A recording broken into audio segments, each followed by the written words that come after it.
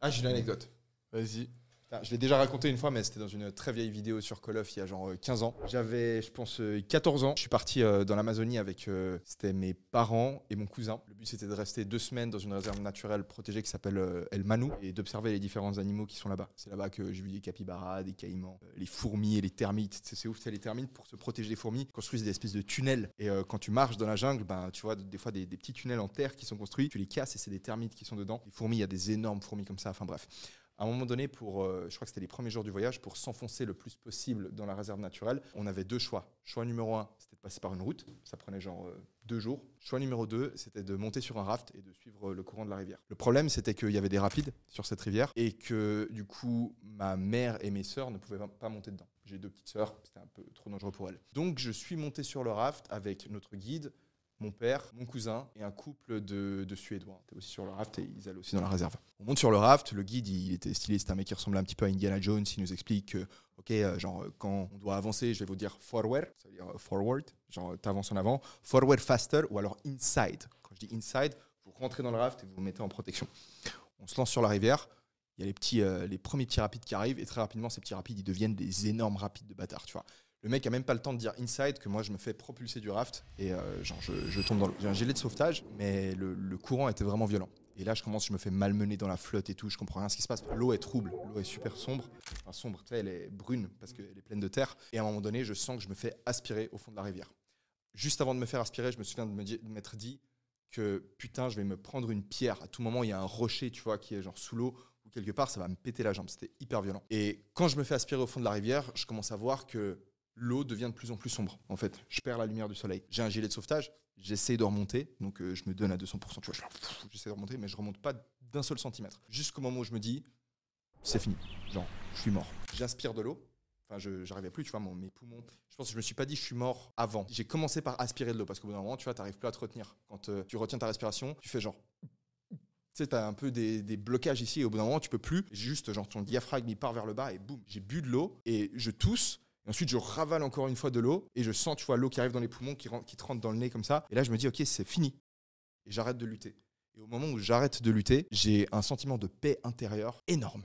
Genre, je me sens trop bien. Tu vois, en fait, il n'y a plus rien qui me fait peur. Genre, tous mes soucis, tous mes problèmes ou autres, c'est fini. Et j'ai vraiment eu le sentiment d'avoir été libéré de quelque chose. Tu vois, c'est comme si mon corps, tu vois, ça avait été un poids jusqu'ici et que là, en fait, plus rien qui compte. En fait, c'est fini. Donc, j'arrête de lutter et je perds, je pense, connaissance pour un tout petit moment. Et 5 secondes, je te dis 5 secondes, je sais pas exactement le temps qui s'est passé, mais assez rapidement, je remonte à la surface. Et en fait, moi, j'ai appris par la suite que, en gros, j'étais en train d'essayer de lutter contre un espèce de courant qui t'amenait vers le bas de la rivière. Mais si j'arrêtais de lutter, en fait, ça allait m'amener en bas et ensuite, j'allais pouvoir remonter. Je remonte et eux, ils sont en train de m'attendre sur le raft au bout des rapides. Tu vois, apparemment, mon père, il voulait sauter pour venir, tu vois, genre me sauver, tu vois, mais genre, qu'est-ce qu'il aurait fait? Il aurait rien pu faire. Donc je remonte comme ça, je tousse, tu vois, là je commence un peu à reprendre connaissance et j'arrive gentiment jusqu'à leur raft. Enfin, juste le courant me pousse jusqu'au rafting, il me monte dessus et là j'ai pensé que j'étais mort. Genre dans ma tête, j'étais mort. Et en fait, la réalité s'était splittée en deux. Et il y avait eu, tu vois, une réalité alternative dans laquelle j'avais mon cadavre qui flottait dans la rivière. Et il y avait la réalité dans laquelle j'étais maintenant. Et en fait, ma conscience avait juste sauté d'une réalité à l'autre. Et donc, mon père, mon cousin et les gens qui étaient sur le raft, c'était pas les mêmes, tu vois, que ceux qui avaient dans ma réalité. Tu vois, j'avais changé de timeline dans ma Rick tête. and Morty, quoi. Ouais. Mais j'avais 14 ans, frère. Rick et Morty, ça n'existait pas encore, tu vois. Donc là, je suis sur le raft avec eux. Et vraiment, je bade, tu vois. Je suis dans un état second. Genre, je me souviens que je parlais pas. J'ai regardé comme ça, j'observe autour de moi. Je suis vraiment... Tu sais, je suis en état de choc en fait. Le truc, c'est que ma pagaie, je l'avais lâchée en tombant dans la rivière et elle allait se stocker dans, tu sais, là où il y a toutes les branches de la rivière, toute la merde. Tu sais, des fois, le courant, il amène tout le truc dans un espèce de petit tas et ça faisait un tas avec des branches. Donc, on s'approche, je me souviens, avec le raft d'une espèce de falaise qu'il y avait sur le côté droit. C'était de la roche noire un peu pointue, piquante. Il y avait des trous dedans. On s'approche du truc, je vois des araignées, mec, de cette taille qui courent comme ça et qui rentrent. Je déteste les araignées. Serpents, j'ai pas de problème, mais les araignées, j'aime pas. Tu vois. Bref, je vois des araignées qui courent, qui se cachent dans la roche. Et donc là, on longe en fait la roche jusqu'au stade où il y a toutes les branches et les pagaies qui sont, enfin, ma pagaie qui est posée. Le guide, il se met debout sur le raft. Il sort un pied du raft pour le poser contre le petit rebord de la falaise pour juste pouvoir se pencher et ramasser la pagaie. Et il marche sur un putain de serpent. Mon cousin, il hurle, genre il fait serpiente et tout, tu vois, genre il crie ça en espagnol. Mon cousin qui parlait un petit peu espagnol. Le guide, il pousse un cri, genre un cri de meuf, tu vois, genre il fait vraiment trop, tu vois. Ouais, dans notre tête, c'était Indiana Jones, tu vois, le truc, genre, il était vraiment badass. Il chope la pagaie, il saute dans le raft et là on utilise les pagaies. Les Suédois, ils utilisent les pagaies pour pousser la falaise et s'éloigner du truc.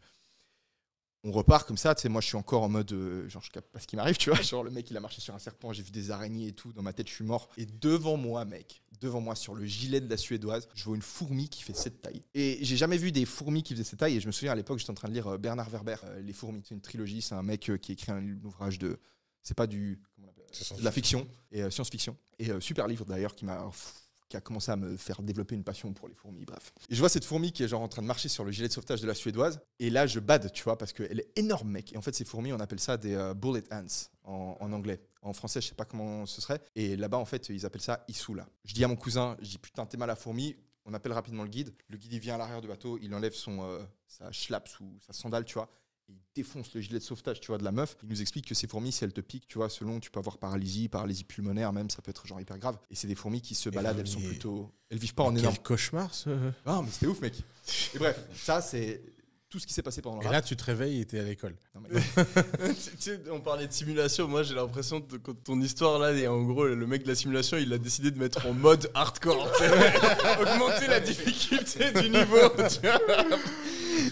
Après ça, il s'est absolument rien passé sur le voyage en raft. Ouais. Et des autres highlights du voyage, je me souviens qu'à un moment donné, si tu veux, on n'a pas pu sortir du bateau pour aller sur un campement parce que le raft nous a amené à un endroit. Ensuite, on a attendu ma mère et mes sœurs qui sont arrivés à cet endroit. Et le reste du voyage, on le faisait sur des espèces de pirogues parce que le courant était moins fort. Donc, c'était pas du raft, c'était des bateaux en bois. Et à chaque fois, on se déplaçait et puis on s'arrêtait. On passait une nuit dans un espèce de campement. Et une nuit, du coup, on arrive le soir et on peut pas descendre du bateau parce qu'il y avait des mecs, tu vois, qui étaient sur place, qui préparaient les lits, qui préparaient à manger. C'était un truc un peu aventure pour riches, tu vois. Et on n'a pas pu aller sur le campement parce qu'il y avait des fourmis, en fait. Parce que des fois, tu sais, t'as des espèces de fourmis qui se mettent en mode méga... Commando, ouais. Tu vois, méga groupe, et elles avancent et elles butent tout, tu vois. Et c'était ouf. Les fourmis, c'est vraiment le truc qui m'a choqué. Je suis peut-être biaisé parce que je lisais ce livre de Bernard Werber, tu vois. Peut-être dernière anecdote, ensuite je m'arrête, 15 secondes. À un moment donné, on marche, il y a beaucoup de végétation, il y a un petit chemin, le guide, il puait la merde, c'était horrible. Bref, le but du jeu, c'était de se mettre le plus loin possible derrière le guide parce que, en fait, c'était derrière lui, t'étais au bout de ta vie. Mais à un moment donné, tu vois, moi, j'étais derrière le guide, on avance, et sur ma droite, ouais, transpi. Ouais, non, bah, on puait tous, je pense, mais avec mon cousin, on rigolait, on disait, ouais, faut pas être derrière le guide, bref. On marche, et à un moment donné, sur la droite,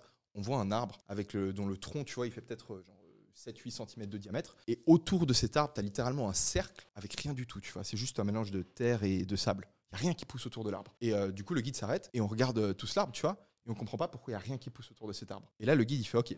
Il s'approche de l'arbre, il prend sa machette et il prend avec le dos de la machette, il commence à donner des coups sur le tronc de l'arbre. On a attendu, je pense, 5 à 10 secondes. L'arbre était rempli de fourmis. Et en fait, c'est ce qu'on appelle une symbiose en biologie.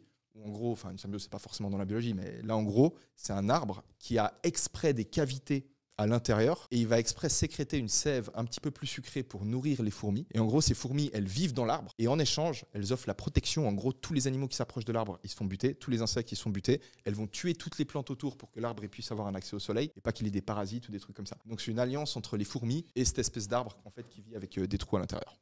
Ouais, stylé. Voilà. C'est trop stylé.